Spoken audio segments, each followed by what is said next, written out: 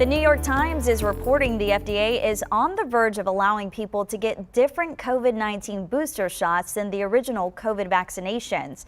The move is of particular interest for people with the Johnson & Johnson vaccine, after one small study showed that those people had higher immune responses when they got a second dose from the Moderna or Pfizer vaccines. Skylar Henry has more details from FDA headquarters.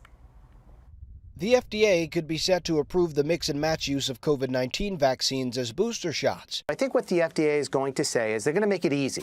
You can get a different booster if you want, but we're going to recommend staying with the same brand if you can. The New York Times reports the move could come as soon as Wednesday, and an FDA spokesperson confirms the agency has the power to make the authorization if it feels it's needed. In the real world, all these kind of combinations or extra boosters are already happening. So I think it's a matter of some urgency. An FDA official hinted at the move during a hearing Friday, where an independent advisory committee approved a second dose for people with the Johnson & Johnson vaccine. Dr. Marks, is it possible that there might be an EUA down the road, not necessarily right away, about the whole mix and match strategy?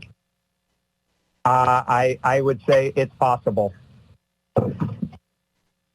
That's all I wanted to hear.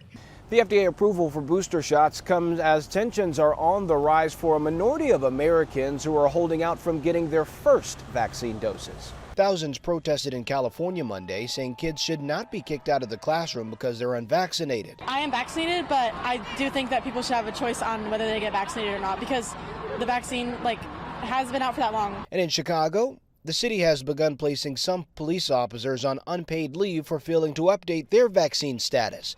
Those officers could eventually be fired. Skylar Henry, CBS News, Silver Spring, Maryland.